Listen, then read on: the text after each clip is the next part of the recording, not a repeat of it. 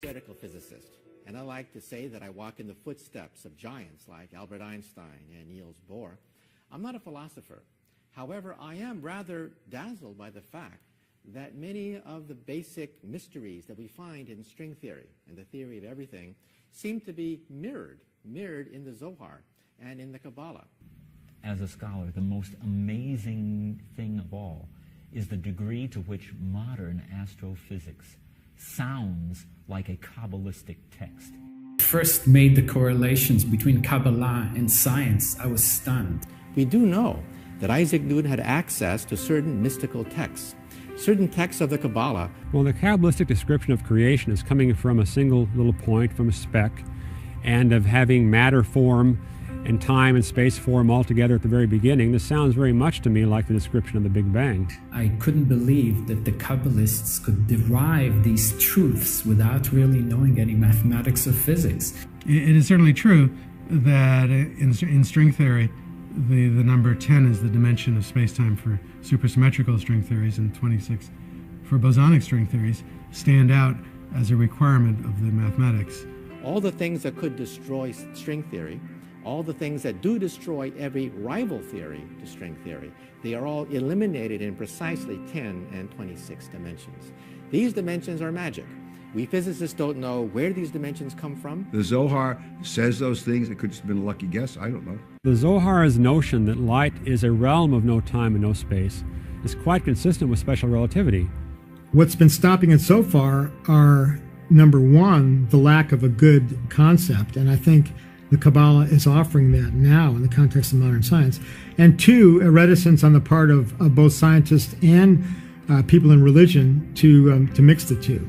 It's rather amazing, this uncanny reflection of some of the most advanced cosmology coming from our satellites, coming from our atom smashers, coming from our blackboards, that are mirrored in the Zohar and ancient Kabbalistic texts. They called Kabbalah mysticism. But if you tried to explain the computer just even 200 years ago, or the fax machine or the internet, they'd call it mysticism. So Kabbalah spoke about concepts that were literally not just centuries, but even millennia ahead of time. So for example, the Zohar, 2,000 years ago, which is 1,500 years before Columbus, the Zohar spoke about a round earth. To quote, "The whole world rolls around like a ball, so that some people are above and some are below." The Zohar said 2,000 years ago that true reality exists in 10 dimensions. Can you imagine? We just learned about dimensions in this century, that there's other dimensions we can't see. So Kabbalah said true reality exists actually in 10 dimensions. Now, why is that important?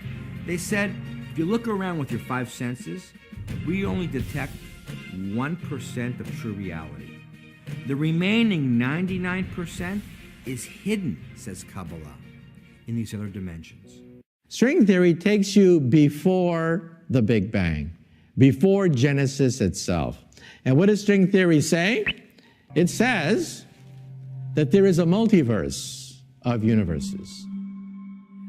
Where did the Big Bang come from? We talked about string theory and the book called the Sefer Yetzirah. In the process of string theory, I've been told that initially they thought of string theory as having 5 dimensions, then they came up with a system of 11 dimensions, then 26 dimensions.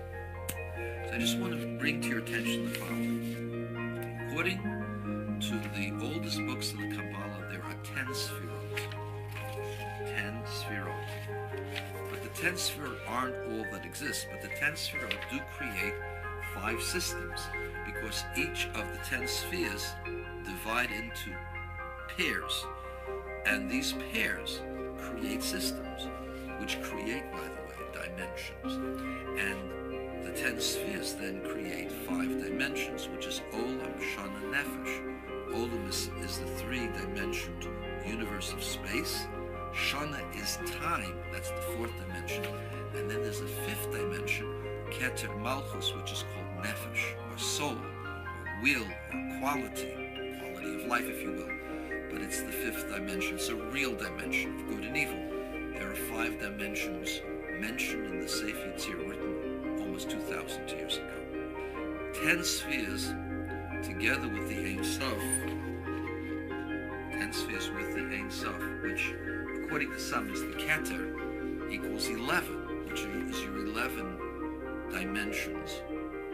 And then the name of God that is most associated with the Creator is the Yud and the Hey and the Vav and the Hey. And anybody who knows the numerology of Kabbalah knows that the Tetragrammaton is equal in number to 26, which is, according to my sources, the latest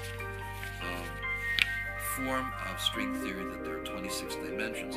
And so string theory somehow or other parallels the knowledge of Kabbalah.